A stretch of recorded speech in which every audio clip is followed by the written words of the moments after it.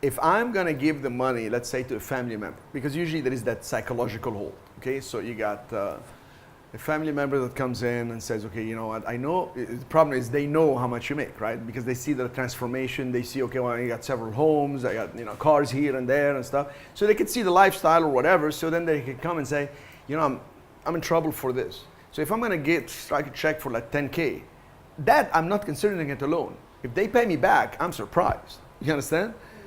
But I'm now considering that like, okay, I will look into, now we go into the spiritual realm of life. All religions, I found something common in all religions, surprisingly, is the concept of tithing. You understand? Tithing is like giving, if you will, 10% of your earnings, right? And so I believe, I mean, I'm not going to go into religions here, but the point is, tithing, they say give it to the poor. But I think the poor are going to be right down here, okay? Because first, I got to help myself, which I find many ministers that come to my trainings or to trainings where I go and present, and they tell me there is a conflict within me, making money and the church and the obligation and the congregation. I say, but listen, man, you cannot be charitable unless you're profitable. You have to be profitable first. Look at the parable of the talents.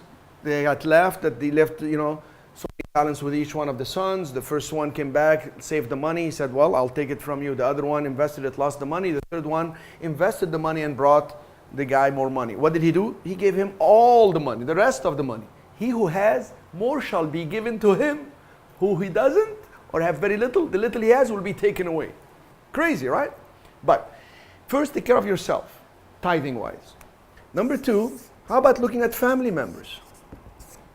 So if I have a family member hurting, I'm going to go help a poor. I don't know, when I got a cousin that just, like I had a cousin, she got a divorce in Canada, and she's like desperate situation. 2 kids, the guy's gone, flipped out. What do? She calls me. I'm like the center of the family. Any financial thing is like, come to Cherif, he's got the answer. Sister is a doctor, so she's not too interested in finances. She's in the fund.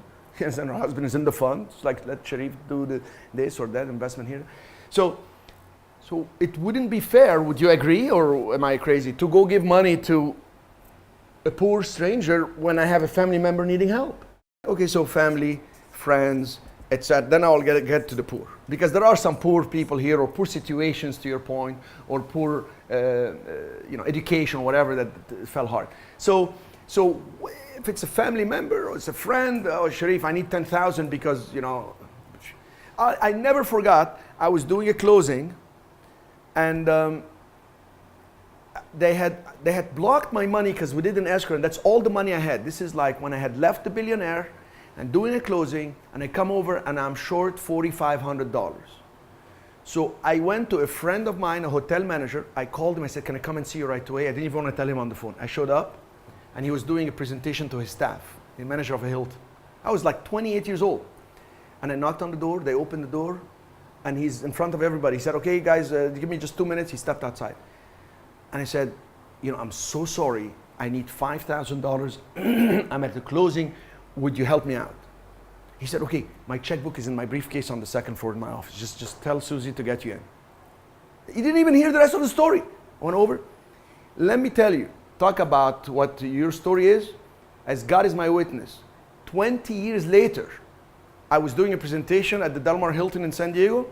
Who shows up? That general manager that I had lost touch with, and I had just paid him back right after the closing. I just paid him back because we had, released the money. And he came to me and he said, Cherif, how are you? You remember me? I said, oh, David, of course, hugs and kisses and all this. He said, I see you're a great success. I saw the ad in the paper and all this. Tell me about yourself. So I'm bragging, I got this, I did that, I'm moving the world. How are you? Going through a divorce. I just pray to God nothing happens to me until my daughter, who is 12, just can make it to 17. My wife went crazy. I don't know what happened in our life. I lost my business. It's like, okay, what can I do? I really need some money. How much do you need? I really need, to really make it, he's calculating, the minimum he could ask me. I said, round it up. I need 15. The checkbook is in the car. No hesitation. I don't have to check with anybody. This guy was there. At a moment, I could have lost the deal. My option could have expired. Came back, 15. He said, if you want to get life insurance on I'm walking outside. If you want to get life insurance on my life, I said, David, this is yours. You remember when you gave me $5,000? He said, I don't remember. I mean, till now is the most shocking. The guy gave without remembering, and he's taking without forgetting.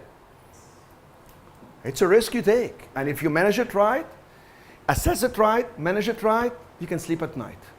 And yes, there will be some people who won't pay and all this, but if you, like, I remember a guy said, don't loan somebody and take a collateral if you're not willing to foreclose if they don't pay. You know what I mean? You just got to go all the way through. If I'm going to get a collateral from Jerry and he's a friend and we're doing business together and he doesn't pay, am I willing to foreclose? Probably not. So let's try to help Jerry get the money somewhere else.